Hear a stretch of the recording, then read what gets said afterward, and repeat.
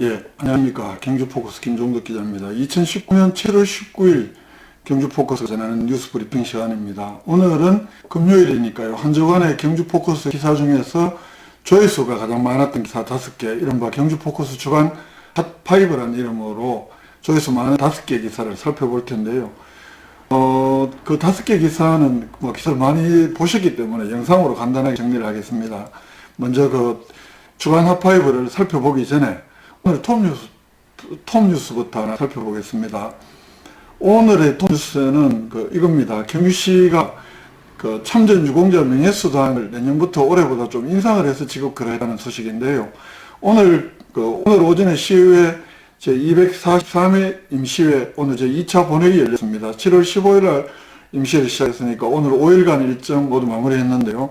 여러 가지 한 7개 정도의 조례 재개정이 있었습니다만 특별히 눈에 띄는 것은 경주시가 이번에 제출한 경주시 참전 유공자 지원에 관한 조례 개정안입니다. 내년부터 6.25 한국전쟁이나 또 베트남 전쟁 등 이 참전 유공자들에 대한 명예수당이라는 것이 있는데요. 현재는 월 7만원씩 지급이 되고 있습니다. 이걸 내년부터는 월 10만원으로 인상을 해서 지급하도록 참전 유공자 예우 차원에서 이번에 관련 참전 유공자 지원에 관한 조례를 개정을 한 건데요. 경주시가 제출한 원안대로 시의회에서 원안대로 가기로 했습니다. 이 조례 개정안은 참전 명예수당을 아까도 말씀드렸다시피 현행 월 7만원에서 월 10만원으로 3만원 더 인상해서 지급을 하고, 또 현재까지는 현행 만 65세 이상으로 이렇게 지원 대상을 규정을 하고 있는데 이분들의 연세가 다 많기 때문에 이건 굳이 65세 이상으로 할 필요가 없어서 이 연령 규정은 조례에서 삭제를 했고요. 또 그리고 한번 사망했을 경우에는 가족들에게 30만원의 사망 위로금을 지급을 하는데, 종전에는 사망일로부터 1년 이내에 경주시로 신청을 해야 이 사망 위로금을 지급할 수 있던 것을 이제는 3년 이내에 사망 위로금 신청을 하면 지급하도록 이렇게 조례 내용을 수정을 했습니다. 참전 유공자 가족들의 권리 구제 차원에서 신청 기간을 연장했다고 하는 것이, 아무래도 1년 동안에 못하는보다 3년 동안에 연장이 늘어놓으면 혹시 빠뜨린 분들이 더 적겠죠. 그래서 이 권리 구제 차원에서 사망 위로금의 신청 기간을 종전 1년에서 3년으로 연장을 했다는 이야기고요. 그래서 지금 이 참전 명예수당을 받는 분이 경주시에는 한 2,000명 정도 된다고 합니다. 그래서 내년 1년 동안에 현재 올해는 한 19억 정도 됐었는데 일단 3만원씩 더 지급을 해야 되니까 전체적으로 한 7억 정도 늘어나는데 또 사망 위로금까지 다 합치면 내년 1년 동안 한 24억 3,600만원가량의 경주시 예산이 필요한 것으로 이렇게 추정됐습니다. 조례 가결 순간 영상으로 담았으니까요. 한번 보시겠습니다. 경주시 참전 유공자 지원에 관한 조례 일부 개정 조례안에 대한 심사 결과입니다. 본 개정안은 참전 유공자의 명예수당을 상향하는 등 참전 유공자 지원 사업을 현실에 맞게 운영하고자 하는 것으로 권한 가결하였습니다. 그리고 동료의원 여러분, 우리 위원회에서 심사한 결과대로 의결하여 주실 것을 부탁드리면서 자세한 내용은 심사보고서를 참고해 주시기 바랍니다. 다음은 표결 토론하겠습니다. 의사일정 제1항 경주시 참전 유공자 지원에 관한 조례 일부 개정 조례안에 대하여 원안대로 의결하는 데 있습니까? 이거 없으므로 가결되었음을 선포합니다. 예, 이상으로 오늘 톱뉴스를 살펴봤고요.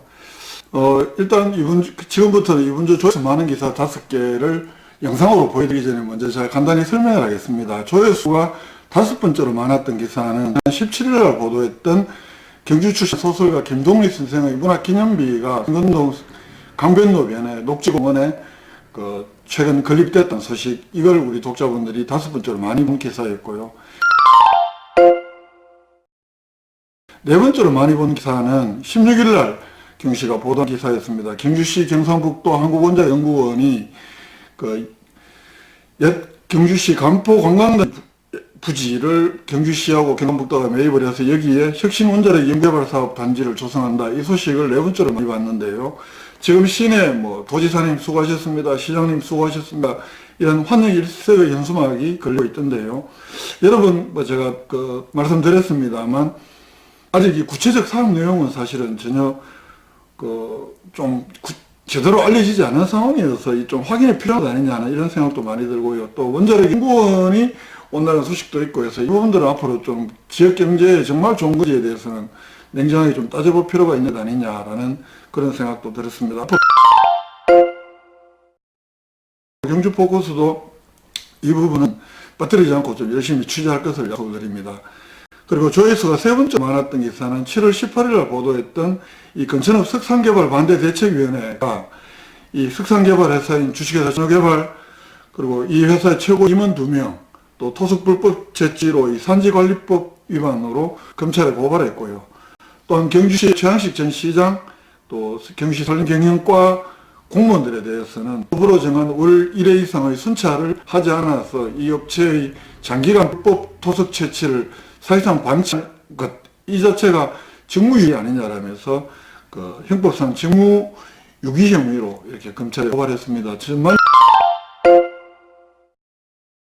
지난 6월 26일 날 감사원 감사, 이게 국회 요구로 감사가 진행이 됐던 건데 한마디로 경주시에 면죄부를 준 감사, 부실 감사였다는 게 시민단체들의 주장이었고요. 이 기사 어제 썼었는데 세 번째로 많이 본 기사일 정도로 많은 독자분들이 관심을 보였던 기사인 것 같습니다. 조회수 2위 기사는 지난 16일 날 썼던 지난 6월 12일 날 경주시가 경주시 청와대처럼 온라인 시민청원 청구를 개설을 했는데요. 개설한 지 한 달 만에 지난 7월 15일 날 동의수 500명을 받아서 경주시가 답변을 해야 한 이른바 청원 성립이 이루어졌다는 소식. 그 청원의 내용은 경주시에 안내하고 있는 장애인시설의 어떤 비리를 이번 기회에 좀 확실히 척결해달라 이런 내용이었습니다. 그리고 조회수가 가장 많았던 기사는 지난 15일 한국원자력환경공단에서 경주시의회 간담회에 와서 이번 핵종 분석 오류 사태에 대한 재발 방지 대책을 시의회에 보고를 했는데요. 이 자리에서 그러면 당신들은 지금까지 참고직이었냐 이렇게 한국원자력환경공단을 강하게 비판했던 이 내용 우리 독자분들이 이번에 가장 많이 본 기사였습니다. 결국은 이번에 한국원자력연구원에서 2,600드럼 2017년까지 2015년부터 2017년까지 3년 동안 한국원자력연구원이 보관하고 있던 저준위 방사성 폐기물 2,600드럼 가운데 2,111드럼의 핵종 분석 오류가 났더라. 그 오류의 원인이 원자력안전위원회가 조사를 해봤더니 결국 경주 방패장이 운영하는 한국원자력환경공단은 이걸 인수하기 전에 검사할 능력도 없고 또 법적으로도 인수할 권한도 없었다는 것이 이번에 드러난 겁니다. 그렇기 때문에 한국원자력환경공단에서는 앞으로 이 한국원자력환경공단이 발생자 측의 핵종 분석 과정에서 입회 참여도 하고 직접 실효 채취도 하고 또 제3자하고 교차 분석도 가능할 수 있도록 이 법과 제도가 정비되어야 된다. 또 원자력환경공단이 이런 검사할 수 있는 장비와 인력을 보강해야 된다. 장기적으로는 폐기물 인정 시스템이라든가 이런 발생자 측에 도입을 해야 된다. 이런 대책을 제시를 했는데 시의회에서는 이건 사실은 2015년 경주 방패장이 본격적으로 운영되기 전에 너희들이 이 체제를 갖추고 있어야 되는데 왜 지금까지 뭐 했냐 이런 비판이었는데요. 경주 포커스는 그때도 말씀드렸다시피 이 경주 방패장 안전성 확보 차원에서 보면 지금은 한국원자력환경공단이 반입을 하든 안 하든 간에 시의회 요구는 완벽한 대책을 세우고 반입을 해라. 이제 저는 거기에 동의를 합니다. 경주 방패장 안전성 확보 차원에서라도 이번에 처분자가 요구하는 이 방패물 처분 시스템에 대한 여러 가지 법적 제도적 허점들을 좀 제대로 갖추고 난 다음에 경주 방패장으로 방사성 폐기물 반입해야 되는 것 아니냐 이 기사를 썼는데 여기에 대해서 많은 독자분들이 호응도 해주셨고 많이 이상으로 경주 포커스가 준비한 7월 19일 주간 경주 포커스 핫5 오늘 주요 뉴스 정리는 여기서 모두 마치도록 하겠습니다. 태풍이 주말에 지나간다고 합니다. 많은 비를 동반하고 있다고 하는데요. 태풍 피해 없도록 이게 참 말하기 참 그렇습니다. 태풍 피해 없도록 어떤 피해가 최소화되길 간절히 원합니다. 결국은 개인들도 태풍 피해를 좀 최소화하기 위해서는 이동을 적게 한다든가 여러 가지 좀 노력이 필요하겠죠. 또 농사나 이런 천재지변은 어쩔 수 없는 상황이 있긴 하지만 그래도 큰 사고 없이 무사히 잘 지나가기를 바라는 마음 간절합니다. 주말 휴일 잘 보내시고 월요일 날 다시 찾아뵙도록 하겠습니다. 지금까지 저는 경주포커스 김종덕 기자였습니다. 고맙습니다.